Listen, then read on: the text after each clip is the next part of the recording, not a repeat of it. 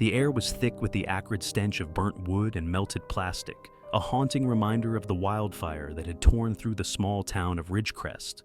Ash coated everything in sight, trees reduced to skeletal remains, homes turned to piles of smoldering rubble, and memories lost forever in the inferno. Station 14 had been working tirelessly for days, searching through the wreckage for any sign of life or closure. Firefighter Daniel Carter kneeled in what used to be the living room of a house, now reduced to cinders, sifting through the debris. His hands, calloused and blackened, moved carefully over the ash, pushing aside charred remnants of a family's life. Melted picture frames, burnt toys, fragments of furniture. Then he saw it. A small, curled piece of paper, barely surviving the flames, its edges singed but the words still legible. He gently picked it up, his eyes scanning the scrawled handwriting. To my hero, Daniel's heart skipped a beat. He knew that handwriting. His fingers trembled as he continued reading. "Thank you for saving me last time. You're the reason I'm not afraid anymore. My mom says you're an angel.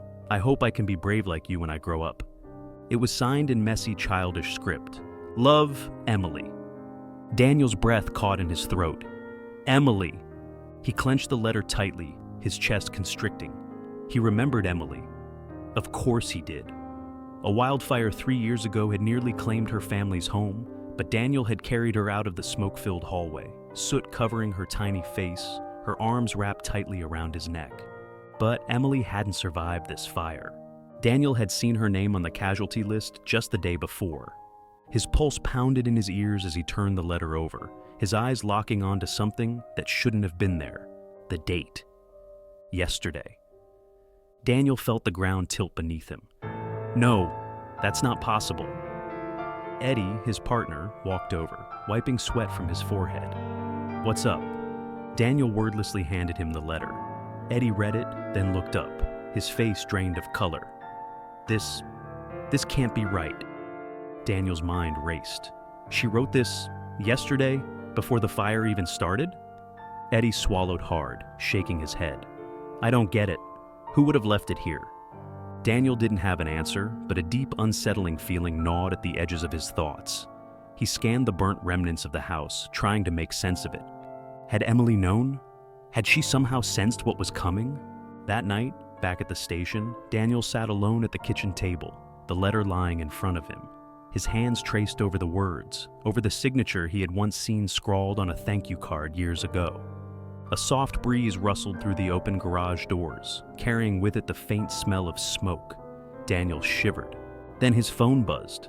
A text. It was from an unknown number. "Thank you for saving me." Daniel's heart stopped.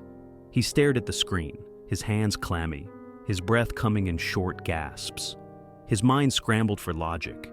Maybe it was a cruel prank. Maybe someone found Emily's old phone. But deep down, he knew better. The letter, the date, the fire. None of it made sense. Shakily, he typed back, "Who is this?" No response, just the faint hum of the station around him and the eerie feeling that someone, or something, was watching. The following day, Daniel returned to the ruins of Emily's house, determined to find answers. He walked through the ashes, searching for anything that could explain the impossible letter. Then, near what used to be Emily's bedroom, he found it. A small, untouched corner of the room. In it sat a charred teddy bear, sitting perfectly upright. Beside it, a photo in a cracked frame, Emily holding the bear, smiling wide, with Daniel in the background from the day he saved her. And right beside it, another piece of paper, untouched by flame. Daniel hesitated before picking it up.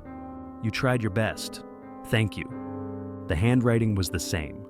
A lump formed in his throat, and he backed away, his pulse thudding in his ears. Maybe Emily hadn't survived the fire, but somehow, some part of her had stayed behind, to say goodbye. Back at the station, Daniel placed the letter in his locker alongside his gear. He didn't tell the others what he'd found. He wasn't sure they'd believe him. But every so often, when the station was quiet and the smoke lingered in the air, he thought he could hear it. A little girl's voice whispering, "Thank you." Some letters arrive too late. Some heroes can't save everyone, and some messages are never meant to be delivered.